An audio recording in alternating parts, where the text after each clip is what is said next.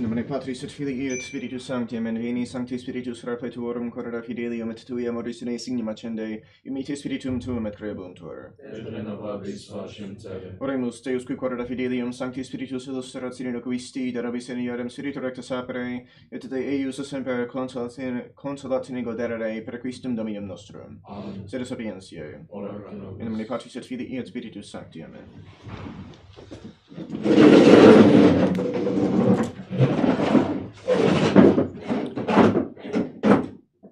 All right.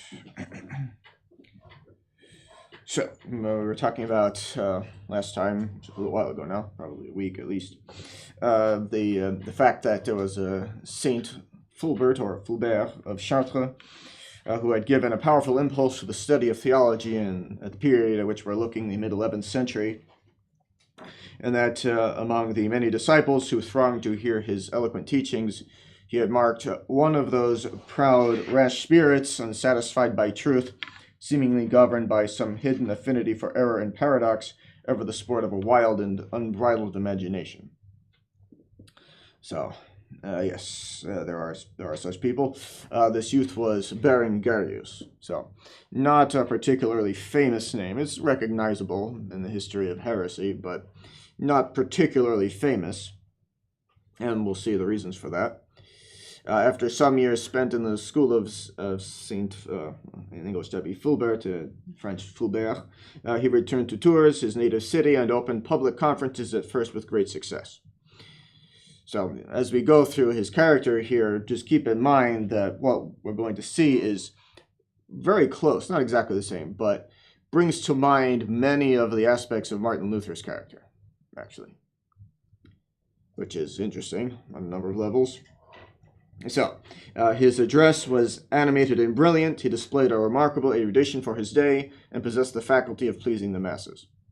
So, Martin Luther had at least some of that. He was definitely a rabble-rouser type, a charismatic personality with something of a gift for rhetoric in some ways. I mean, he terribly abused it, but at least in the sense of being able to keep an audience thoroughly engaged and really rouse them.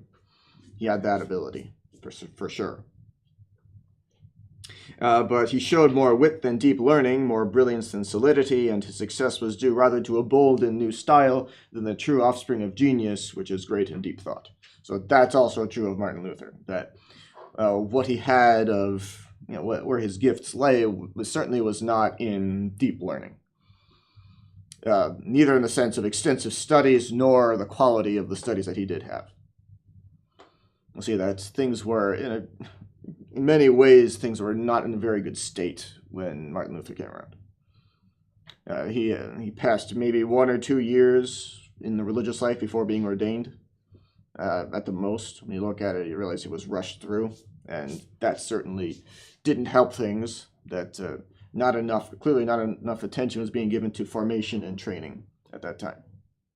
Keep in mind, part of the fallout, so to speak, of Martin Luther and everything he did brought about the Council of Trent. The Council of Trent was opened. Very rarely is there one single purpose for the opening of a council, and the Pope can open a general council for any purpose that he sees fit, and or allow any council at all to take care of any number of things. One of the purposes of the Council of Trent, having it where it was held, was in a sense, neutral territory. The Protestants would not have been comfortable going into Italy. That would have been seen as territory that was, in some sense, too Catholic. They were too friendly to Rome, any place in Italy. And so they wanted some place that was more neutral territory. And so Trent was chosen instead. It didn't bring about any reconciliation with the Protestants. That was part of the idea. You'll see that always throughout the history of the church, that the church will bend over backwards in many ways to a tremendous extent in order to bring back people. We'll say many times heretics or schismatics will say, oh, if only this or that, then we would come back to the church. And then they get that. So, okay, fine. And that's something that we can give, we'll give. And sometimes their conditions aren't acceptable, but sometimes they'll say, oh, if only this or that, if only there would be a council that would deal with all the problems that we're complaining about, then we come back. Sometimes heretics will say that. And then, well, okay, fine, we'll do that. We'll have the council, we'll have it in a place that you'll feel comfortable coming to. and we'll deal with the very things you're complaining about. We'll assess those complaints at this council, but then they don't come back. Just showing their insincerity, just making excuses. Thinking, okay, they wouldn't actually call a council because, oh, no, actually, look at that. Council being called. They have to come up with some new excuse after that. Because they never really intended to. At least not as a whole.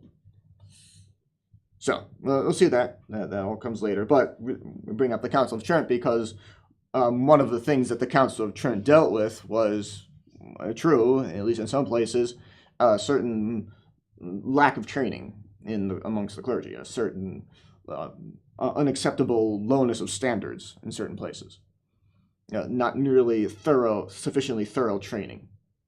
Now, if it's only lasts 1 or 2 years, definitely.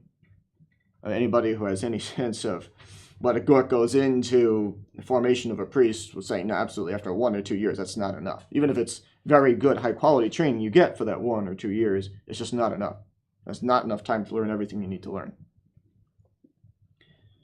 Not even the basics. And Luther was ordained after that time. So it meant that I'm sure he was trained in how to say Mass and administer the sacraments, but clearly he did not have a good foundation in sacred theology. Clearly not. And we say that not only because it was that definitely insufficient time to learn it, but what he was given was not good. We'll see that. We'll see the details of that later on. And that certainly didn't give him any reverence for how to do sacred theology well, what he was given. But Luther, many of his characteristics are similar to this. So he was, in many ways, neither unique nor original. Not original in his ideas, not unique in his personality, but he is, of course, he's unique in something. His name is instantly recognizable, Berengarius. Most people have never heard of him. If you know a bit about the history of the church, you may know who he was. But Martin Luther, that's a name that's instantly recognizable, a household name, as they say.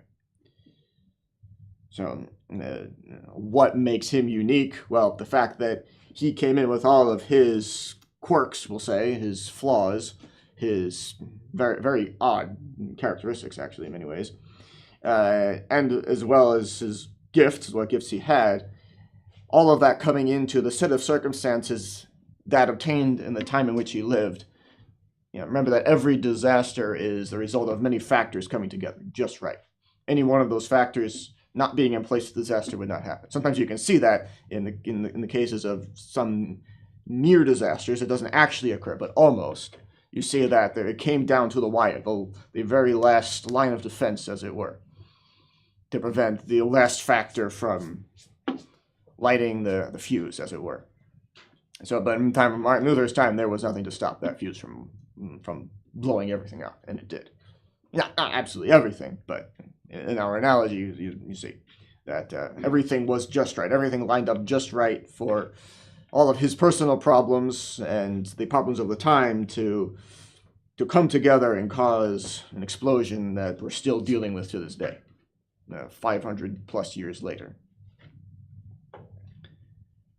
So its effects are felt everywhere, not only in the fact that Protestant sects are still around and their ideas are still quite popular, at least amongst themselves. Their ideas have never really gone away, but just the general influence of Protestantism and its liberalism is Protestantism in another form. Remember, the very basis of it all, of Protestantism, is that no one will tell anybody what to think. That it's the idea that the human intellect, inspired directly by the Holy Ghost, can decide for itself what sacred scripture means.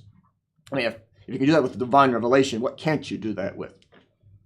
And so, hence, we can think what you want about anything, logically, if you acknowledge that.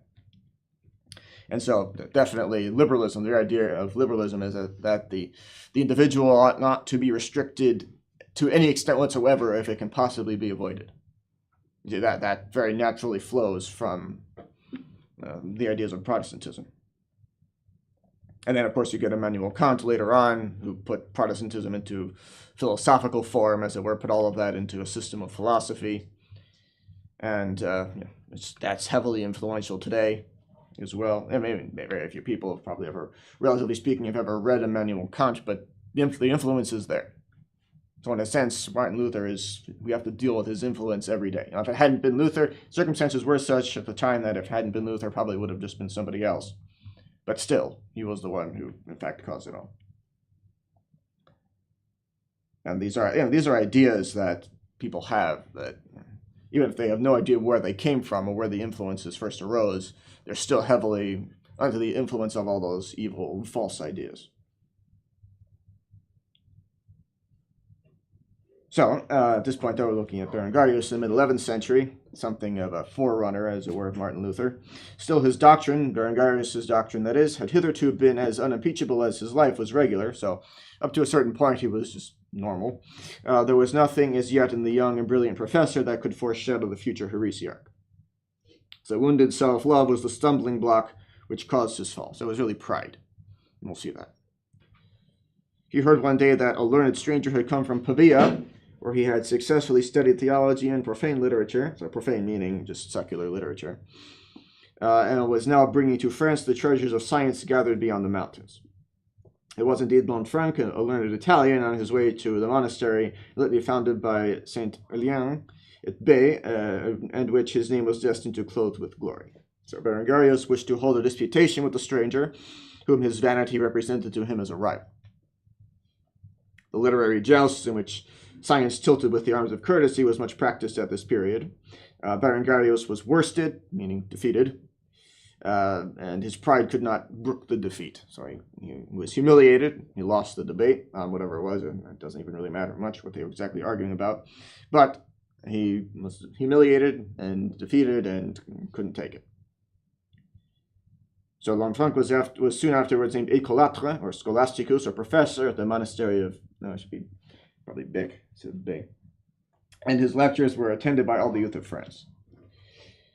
The school of Tours was soon emptied by his reputation. So everybody left Berengarius, everyone who had been studying under him, following his intellectual lead, so to speak, and went somewhere else because they thought, he's clearly somebody better who's come along here. And Berengarius brought that on himself. He was the one who stopped the debate. So Berengarius, hoping to win by novelties what he had lost by a crushing comparison with a superior rival, became a sectary. He's also, looking up ahead there, or up above, Scholasticus became in French écolâtre. That's a little example of just how French being one of the languages that comes from Latin, how it develops. You can see Scholasticus, and there's somewhere. That's typical also. Other Romance languages do a similar thing where you find an S at the beginning of the word in Latin, and you see an E at the beginning. That's fairly common. Spanish does that, for example. So écolâtre scholasticus, started as scholasticus. And also you notice that circumflex accent over the A, that's whereas in Latin you notice the S. That's something you commonly see in French. If you see a circumflex accent over a vowel, it doesn't change the pronunciation of the vowel. What it means is there used to be a consonant that comes after it, or came after it, that was dropped when in the morphing from Latin to French, somewhere along the line that was dropped. So écolâtre. Okay, just a little footnote there. Interesting to see. So the point is that Lanfranc got that position, clearly surpassing Berengarius, putting him to shame in a sense. Probably not on purpose, but in fact he did. And then so Berengarius decides to become a rebel as a result. Instead of just taking his defeat and maybe realizing that maybe he had overestimated his own intellectual gifts, he decides to go into revolt because anything but that, apparently. And that's a tendency you see among a lot of people. That people will very often start. It seems like something would be obvious to avoid, but it can be surprisingly easy under the right circumstances. That's evident from just simple observation. People start with their conclusions and work backwards from that. That's very common, actually. Sometimes those conclusions can change from being just somebody could be objective about something for a long time, and then all of a sudden some motive comes up because of which he wants to reach a different conclusion, and all of a sudden all the reasoning changes. Sometimes you think, okay, somebody was thinking objectively about something, was clearly reasoning correctly and reaching an objectively correct conclusion. All of a sudden, he starts saying something else. Okay, what's the motive for this? He hasn't discovered anything new. What's the motive for this? And then after a while it comes out. Sometimes that happens. Sometimes the answer is a person wanted to commit some kind of sin. Many times. Like, oh, it can be. But someone can decide, a priori, decide upon a false conclusion for any number of motives. There's really no limitation, no set limitation on that. So in this case, somebody who was humiliated in an intellectual joust and decided to go into rebellion because of it. So taking up the discussion raised in the 9th century on the mystery of the Holy Eucharist, he publicly taught that our Lord was not really and substantially present in the adorable sacrament of the altar, but in a figurative manner, and by impanation, which was afterwards held by Luther, the leader of Protestantism. So impanation, meaning that Christ becomes present in the bread. He comes into it. Into the bread. That's heresy. Saying that there are two substances present under the accidents of bread and wine. That's metaphysically impossible, and also obviously false, and not mentioned contrary to faith. So there you have it. That's heresy, plain and simple. Obviously, everybody who knows the basic catechism knows that after the consecration of the Mass, there is no more bread and wine on the altar. Certainly not.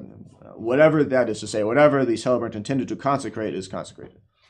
There might potentially be, and also keep that in mind, that to a great extent it is dependent, what actually is consecrated is dependent upon the intention of the celebrant. That it's a good idea.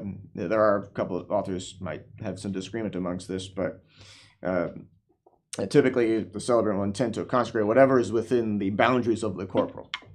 So that you know it, and that's a good idea because then you know exactly what's consecrated. There's no question. Actually, O'Connell mentions that. Merkelbach might even say that to will to consecrate something outside of the corporal is gravely sinful. I mean, other authors might have different ideas, but that's the kind of thing that Merkelbach would probably say. You have to check exactly what the different authors say on that point. But typically, the celebrant of the Mass will intend to consecrate whatever is within the boundaries of the corporal. And that's generally a good idea because if you go to say Mass in some place where you're maybe filling in for somebody else, for some other priest, someplace you don't usually say Mass, you don't know how well organized the place is necessarily. You never know. Some sacristan might get the bright idea to store the host behind the unconsecrated host behind the tabernacle on the altar or something. So then if the intention is to consecrate whatever is on the altar, then that would be consecrated. You might end up with a plastic bag or something full of consecrated hosts. And that could be a serious problem for a number of reasons. So it's good for a number of different reasons. It's a good idea to will to consecrate what is on the corporal of the altar, within the boundaries of the corporal on the altar. So that's a good idea, definitely. But whatever the celebrant in fact wills to consecrate is consecrated, and so ordinarily that's only that which is supposed to be consecrated is on the altar at all anyway. So to keep it simple, after the consecration of the Mass, there is no more bread and wine on the altar. Only the body and blood of Christ. And also, yes, under both the body and blood of Christ are present under both species. Yet the precious blood is present under the appearances of bread, and our Lord's sacred body is also present under the appearances of wine. And the authors explain that that's by concomitance, that where the body and blood of Christ are now inseparable, of course. He shed his blood in his passion that he does not suffer anymore, and so where his body is, there also his blood is necessarily. So that's something to study in sacramental theology. But there you go. But there can only be one substance under one set of accidents, and that is the body and blood of Christ under each of those accidents. That is a substance, not bread and wine in addition to it. That's metaphysically impossible and heresy. So you see that it is actually possible metaphysically possible that the accidents of something be present without its substance being present, but instead some other substance. And that's the case of the Holy Eucharist. The accidents, very famously, the accidents of bread and wine, but not the substance. And that's, of course, that is only possible by the power of God. He's the only one who can effect that, and that's the only case in which God actually effects that. And in every other case, the accidents indicate what the substance actually is. So there's no deception in the Holy Eucharist. Those accidents are still truly present. Keep that in mind. It's not as though the senses are being deceived. Those accidents are still truly there. Whereas whenever you see the accidents of wood, for example, then you realize you reason to it. Those are what we perceive. The senses perceive the accidents of the thing. But then you reason from that the substance of that. In fact, where you see the accidents of wood, all the true accidents of wood, then all of those are actually there. Then the substance is actually there. With regard to the Holy Eucharist, we perceive those accidents, but know by faith that another substance is present there. All right, so notice the footnote on this page. It may be useful to remark that the Lutherans and Calvinists have tried to establish a kind of historical tradition of their errors on the dogma of the real presence, by quoting the authority of the heretics of the 9th and 11th centuries, as though Berengarius, who was condemned in 1050 by the popes and councils, could be deemed a faithful representative of the belief of his age. That's what Luther started doing, and Protestants, probably others as well in his lifetime, but they started pointing out past heretics as being precedents for their beliefs. Which just goes to show, when you understand things correctly, it just goes to show that, yeah, they were just taking whatever was wrong, and that was it. And that was Luther. You understand, he was a man of extremes. That he saw something he liked, he would take it to far beyond the point at which it was supposed to be taken. If he saw something he disliked, he would go to the exact opposite extreme of it. And that's how he was. You have to understand that. It's a serious personality flaw, definitely, but that's how he operated. And he wasn't crazy in any sense either. He was, at least definitely not in the sense of being mentally ill. Sometimes there's one of the biographers that wrote his life, a Jesuit named Father Grisar, in fact. We've had a number of years ago. We had part of his the biography that he wrote of Martin Luther read at table, and it was the exact opposite of having the life of a saint read. When you have the life of a saint being read, it's one edifying story after another. Martin Luther was one shocking story after another. And we didn't even get to the worst of it. It was at a certain point that was switched to a biography of St. Alphonsus, so as not to have so many shocking things every day at table. So, it was truly polar opposites when we switched from one to the other. But in that particular biography that Father Grisar brings up that question, was Luther mentally ill? Was he saying doing all these crazy things because he was mentally ill? And his conclusion was, no, he wasn't. He was just horrible. Now, he did and said some obviously really weird things. Even before he became a real serious general problem for the church, he was still did all kinds of strange things. But it wasn't because he was mentally ill. In other words, there are no grounds for excusing him in that regard. That would lessen culpability, probably, but he doesn't have that. No reason to suppose so.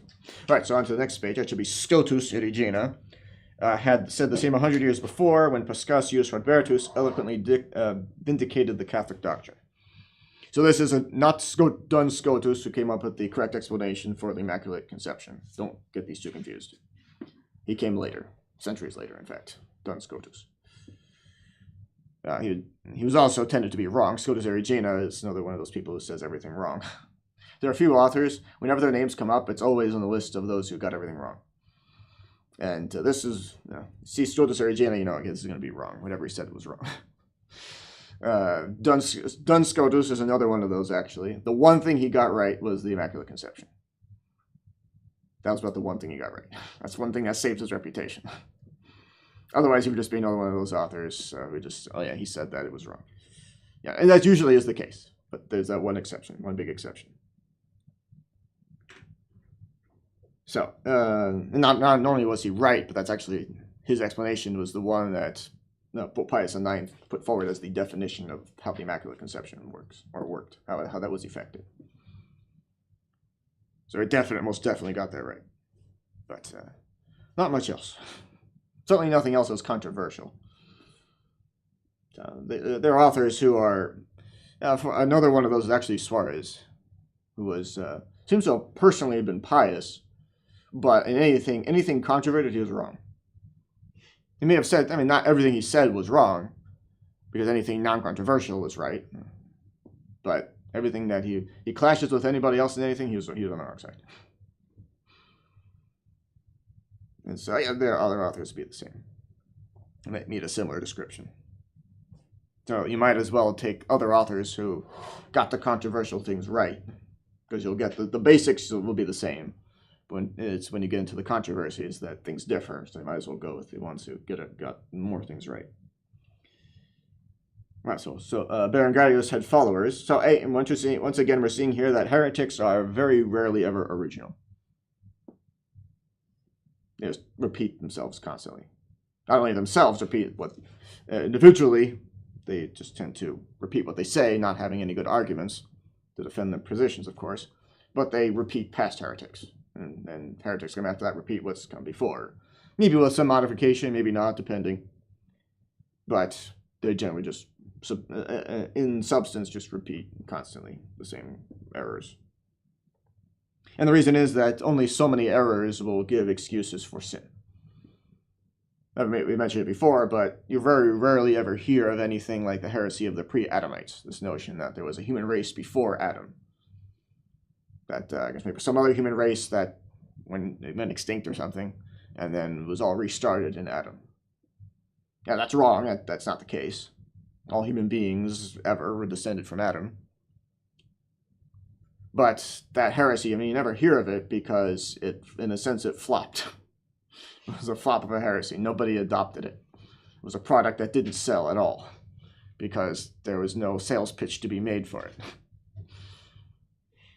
You can't go and commit sins against the virtue of chastity on that basis, for example.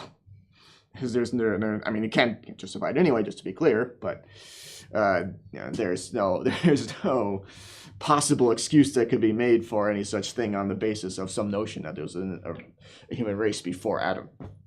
So, whatever. Nobody saw any appeal to it. So, consigned to the dustiest corners of the history books. But it's one of those little curiosities that comes up every now and then. Okay. Whereas things like this, you could find all kinds of reasons and all kinds of motives for rebelling against the authority of the church on the basis of this. So still Berengarius had followers. He must also found a school, but in the course of his reasoning, he did not long hold the same opinions. In short, his was the lot of all heresiarchs, who are ever doomed to wander more widely in proportion as they recede from the center of unity. And yes, of course, very naturally. As soon as any entity is cut off from the living tree of the church, which of course provides life not only in the sense of everything necessary for absolutely everything necessary for sanctification, but very specifically amongst those things, everything necessary for retaining doctrinal purity, remaining true to divine revelation. Anytime anybody's cut off from that, of course, they're going to go badly astray. Any individual or group of people. Just like what's happened to the Protestants very dramatically have splintered innumerable times. And they'll split over anything. For example, different Protestant sects in North America split along lines of North and South during the time of the American Civil War. Some were in favor of slavery, others against. Some you may have been part of the same sect at the time, but they split because the ones in the North were in favor of or against slavery, and the ones in the South were in favor of it, and so they split along those lines. And sometimes they'd reunite. Some of them may have reunited after the war was over, but others didn't. And they continue to do so. And there are now more conservative ones that refuse to acknowledge same-sex marriage, and other more liberal ones that acknowledge it. And there's been a recent split over that too, in the last few years. So they'll split over anything at all. And whatever disagreements there might be among Catholics, everybody still agrees on the essentials.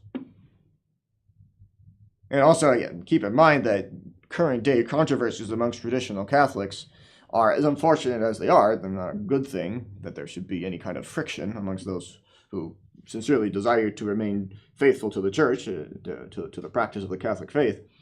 But still, as long as there are no questions of faith involved, then really there still is the essential unity that there must be had.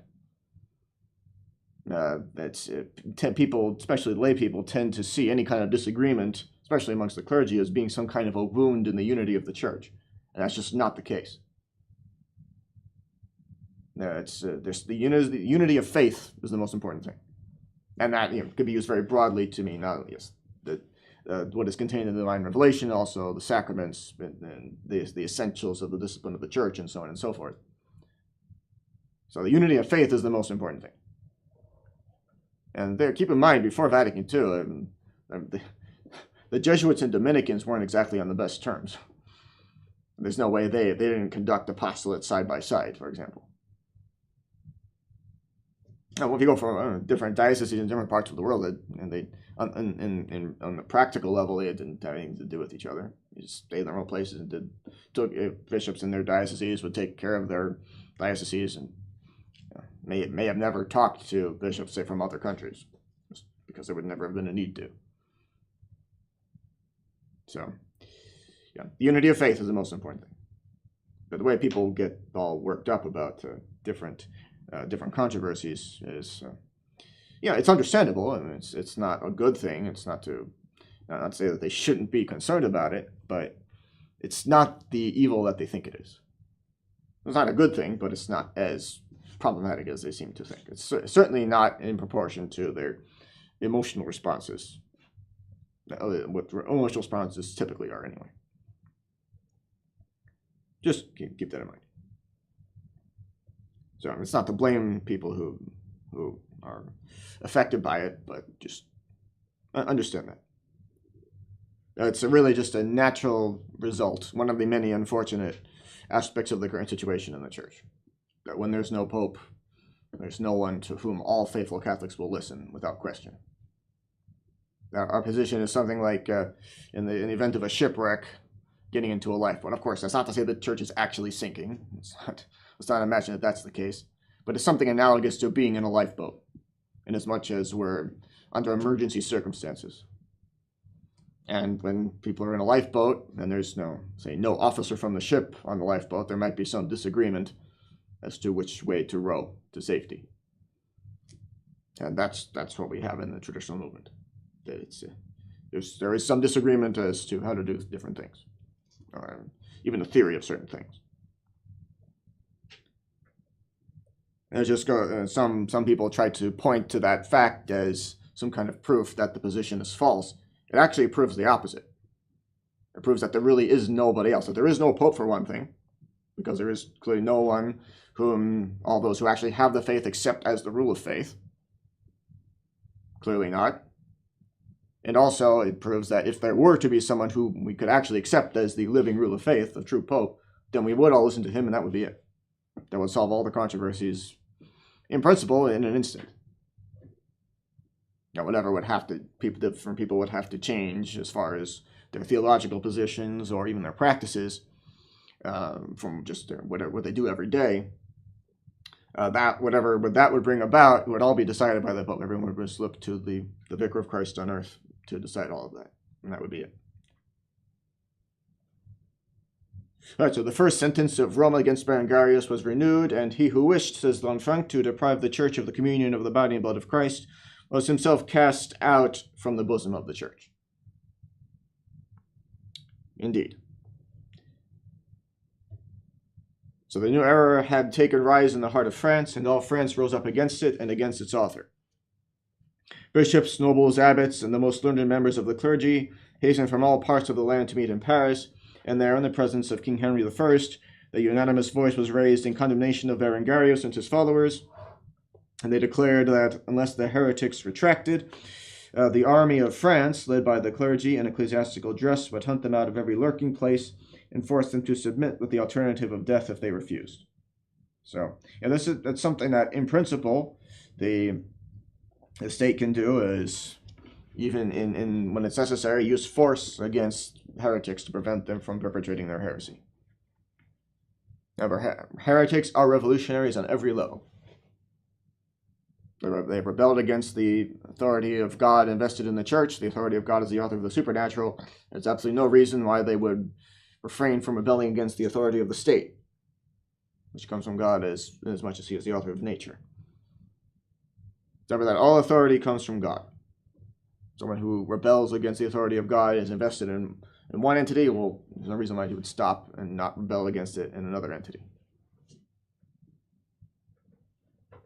So, heretics, remember in the Middle Ages, heresy was put on the same level as treason. And rightly so. It's not to say the state must always do this. There are reasons because of which the state might be justified in tolerating heresy, practice of heresy.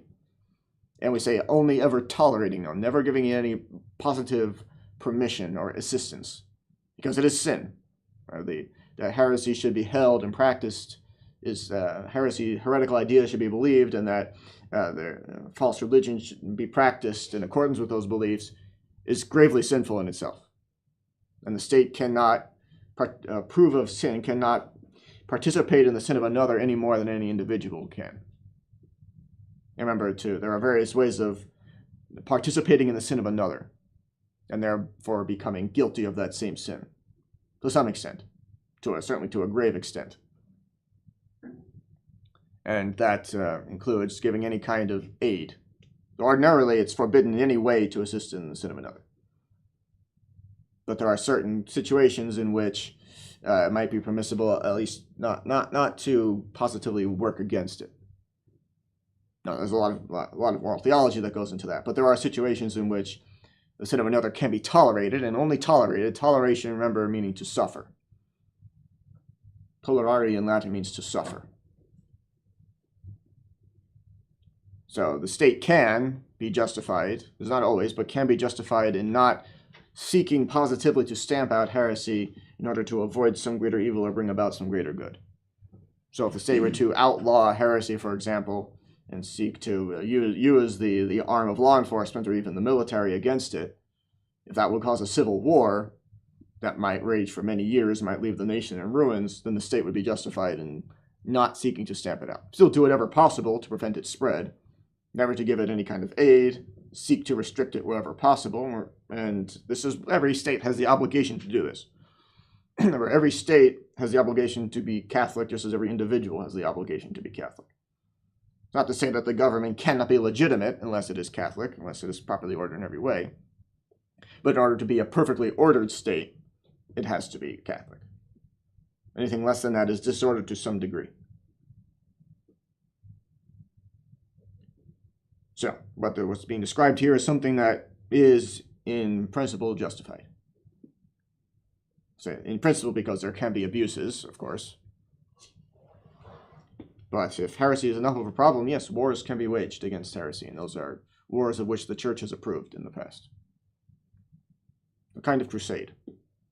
Now, the official crusades are wars waged specifically to make safe ways of pilgrimage in the Holy Land, but there are other wars that can be characterized as crusades. Justified wars fought for religious purposes. Can fall, generally speaking, under the heading of crusade.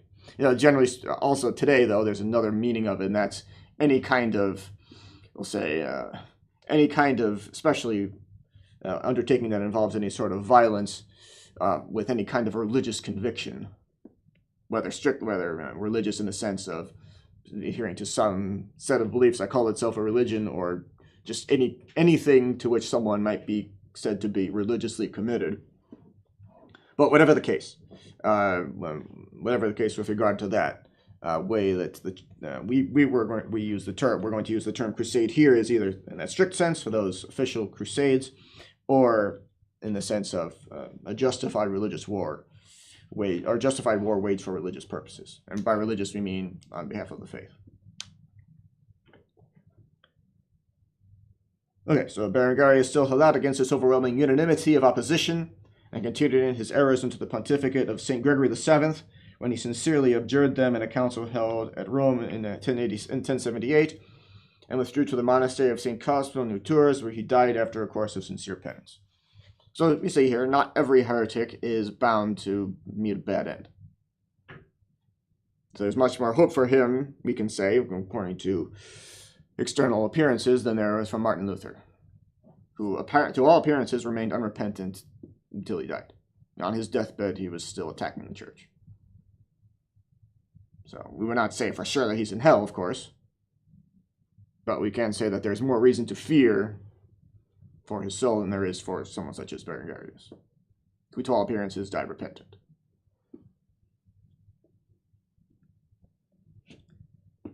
All right, so the grief experienced by St. Leo on seeing the broken chain of heresy, that's the Pope we're talking about now, on seeing the broken chain of heresies taken up by Berengarius in the West, was greatly increased by the tidings of the revolt of the Byzantine Greeks against the Roman Church.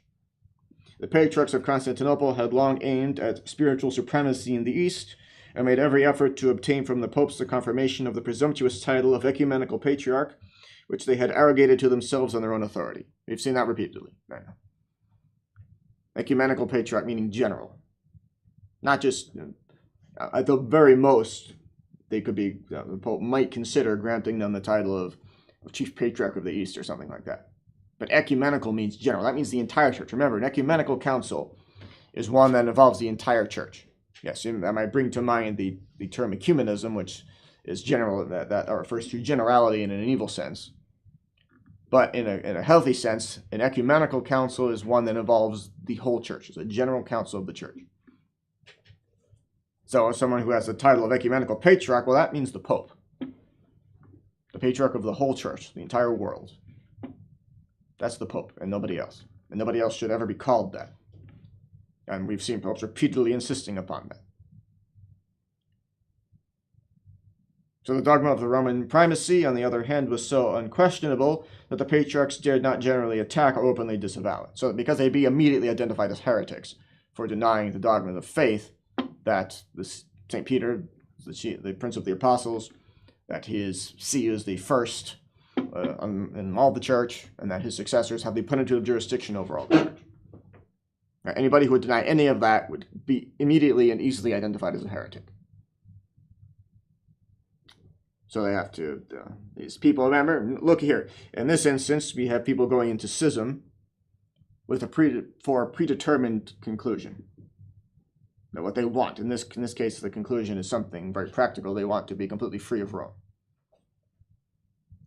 They want, as our author puts it, spiritual supremacy in the East. So that's their conclusion. That's what they want. They're going to work backwards to try to find a reason to separate from Rome. Understand, when you understand that, you understand all the stuff that the Greek schismatics bring up. Now, remember that schism typically arises, and not always. You have some, Henry VIII, who had even lower motives. But schism many times just arises from excessive nationalism. That's definitely the case of the Greeks, also the Russians. Two very nationalistic peoples who take that much too far. And even in France, there was Gallicanism arose from excessive French nationalism. Major problem for the church in France, whose influence continues to this day, even amongst traditional Catholics. It's because of the ideas of Gallicanism that certain ideas of SSPX took hold so easily. This idea that the Pope is something of a primacy of honor, but other than that, don't do his, and the practical order can be ignored. Gallicanism thought very much along those lines. And that's how SSPX very much operates. Of course, they're not acting that way towards false popes, but still, that's their idea. You can see how certain influence of Gallicanism could easily lead people to accept that easily. All right, so the dogma of the Roman primacy was unquestionable. Nobody could argue against that. So a hard struggle arose between conscience and passion, submission and revolt. So we already saw Photius, the first one to establish a schismatic sect in the East.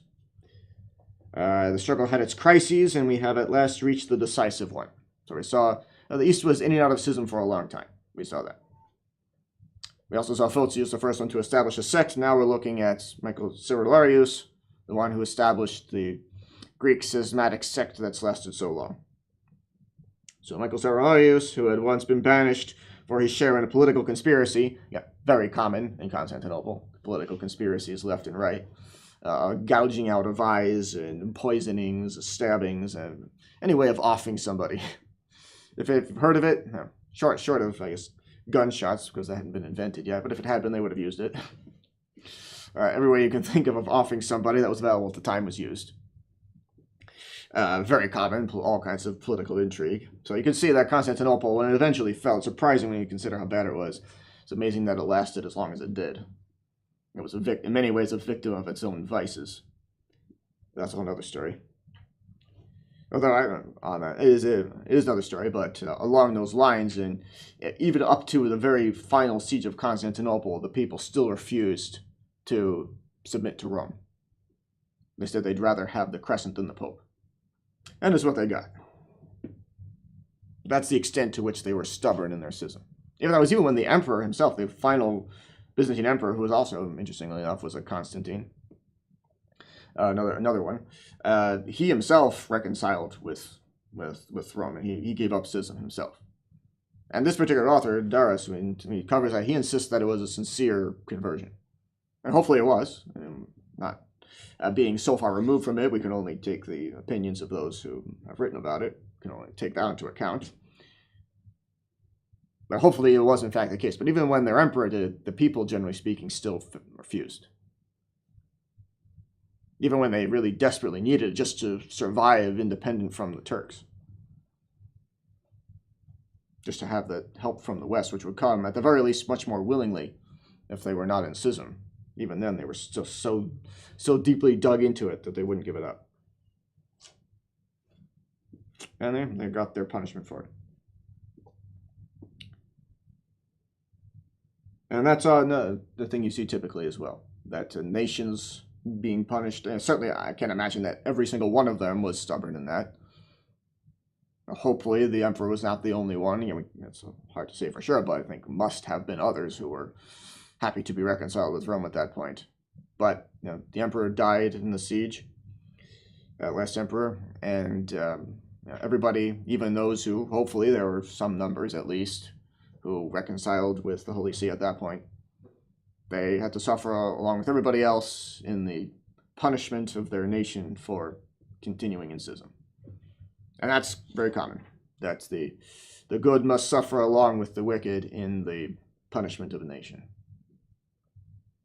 Because remember that on earth is the only place where nations are punished. After death, obviously, only individuals are judged.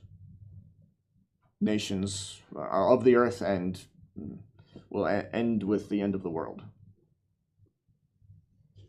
So obviously, after the last judgment, there will be no more. Politics will no longer be a thing.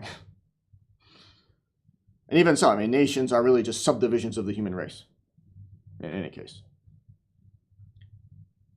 So the only place to judge and punish nations is, to punish anyway nations is on this earth. And so those punishments must be given on the earth.